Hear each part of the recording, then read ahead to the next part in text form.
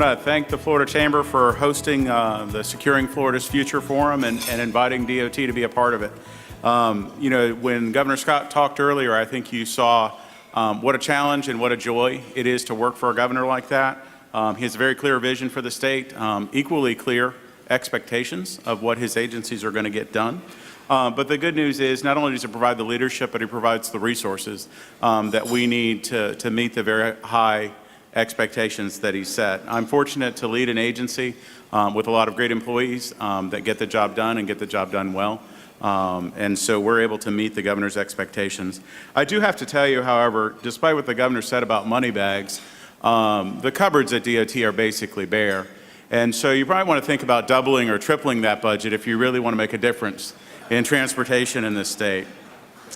There are a lot of innovative and really groundbreaking developments in transportation, particularly as it relates to technology, that I'm sure you've heard about. Autonomous vehicles, vehicles that drive themselves, cars that can talk to the roadway, to the sensors that we have in the roadway and adjust their driving, solar-powered roads. I mean, the list of technology improvements in the last couple of years has really been at an amazing pace. And it's sometimes easy to get caught up in the excitement of technology and transportation. So if you came here today expecting me to announce that DOT was going to unveil our new flying car, I'm sorry to disappoint you. We won't be converting the turnpike into a hyperloop, but there is a lot of important business in transportation to talk about. And so I want to start with why. So let's talk for a minute about why transportation matters. And it's really obvious when you look at a map. Transportation connects us to everything. It's the heart of every community and town in this state. And so transportation is key to job growth, it's key to keeping our families safe, and ensuring a good quality of life. At Florida DOT, the future of Florida's transportation network is something we focus on every day. From proposal to completion, the timeline of a roadway project can sometimes take a decade. And that means we need to be good at anticipating the needs of the future so that we're making the right decisions today. That's why we put a lot of work into analyzing what communities will look like in the coming years. A real advantage we have in planning for the future is the department's 5-year work program. Essentially what we have is a program that lists out the projects for the next 5 years. And that approach benefits the taxpayer in 2 ways. First, it allows us to think strategically, to connect the dots between today's projects and tomorrow's, so that we're prepared to meet the needs of the future. And second, we're maximizing how taxpayer dollars are invested so that we can do more with less. I may be biased, being the Secretary of Transportation, but I would submit to you that if you're concerned about securing Florida's future, then you're going to need to talk about transportation. Supporting the movement of people and goods is one of the most fundamental responsibilities of government, and a great transportation network is key to providing our children with a brighter future. In keeping with today's theme of securing Florida's future, I'm not going to talk about what the department has done in the past, but I would instead want to focus on where we're headed. There's been so much change the last few years, it's sometimes difficult to see it when you're right up close next to it.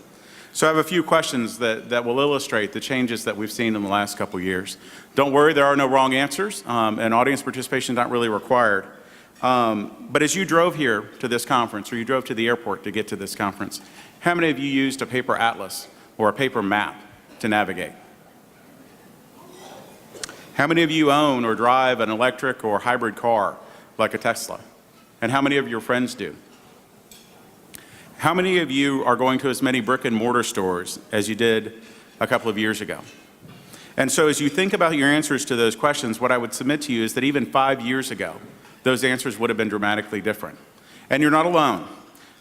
But these small changes in behavior by individuals equate to drastic changes across large populations. And from the department's planning perspective, that has incredible implications if you're not prepared for it. Outside of the normal planning process of infrastructure development, we're about to enter a new era in transportation that we call the technology tsunami. Currently, the private sector is doing a lot of work in the field of autonomous and connected vehicles and smart cities, and the list goes on.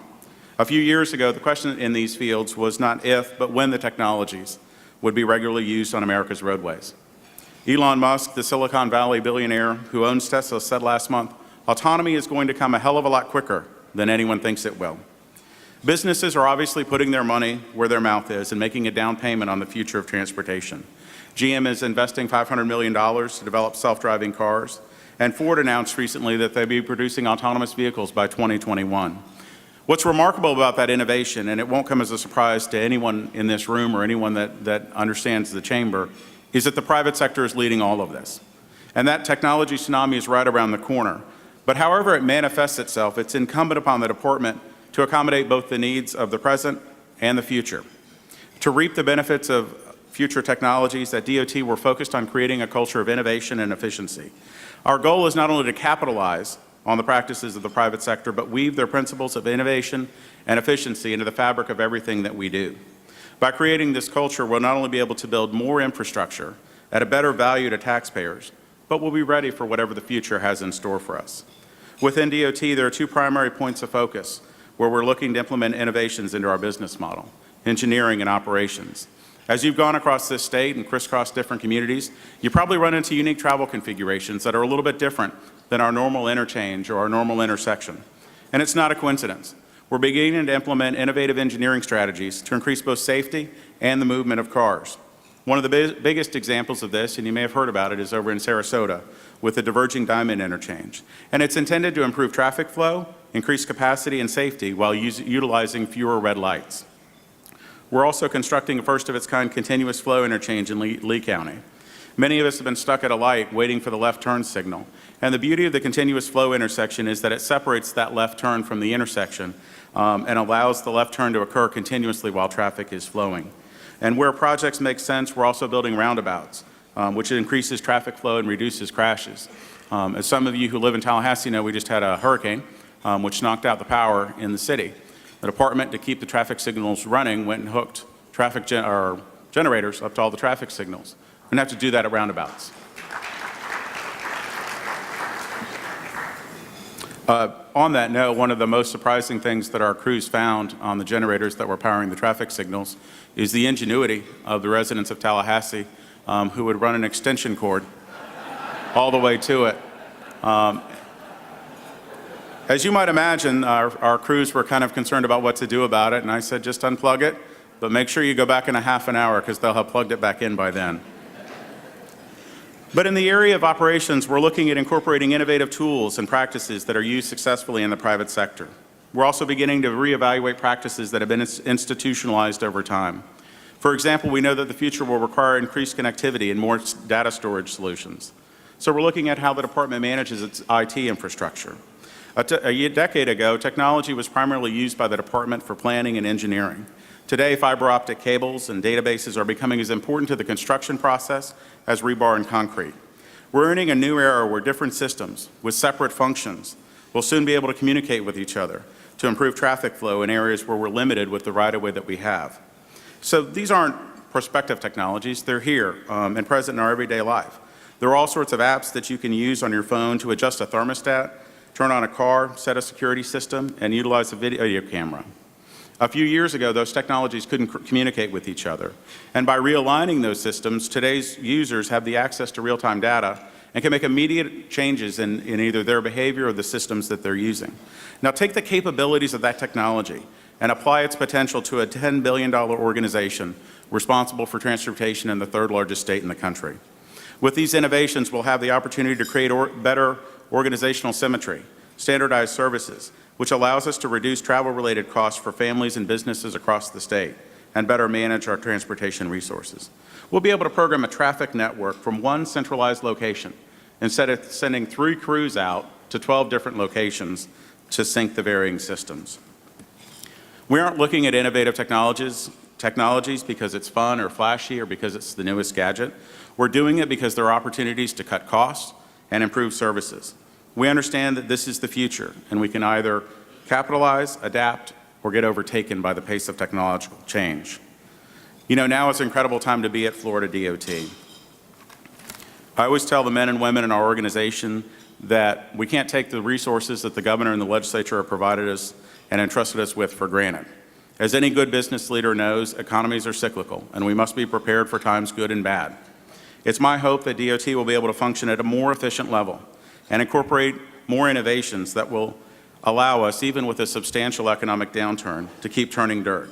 While in the future, some states may have to decide between education or safe bridges, if we get it right, Florida won't have that problem. We'll have a department that's leveraging its resources to the best of its ability partnering with the private sector, and maximizing the use of technology and innovation. It's not enough for DOT to take taxpayer dollars and produce the same returns that our predecessors did 5 or 10 years ago. We want to build more, faster, for less. We want to improve traffic flow, make roads safer, and improve the overall quality of life for families. Finally, we want to make the operations of the department more sustainable so that if times do get tough, we can keep serving Florida's communities. In each of these areas, we've been making incredible progress under Governor Scott's leadership. And I have no doubt that through creating a culture of innovation and efficiency, the success of Florida DOT will be pivotal in securing Florida's future. Thank you.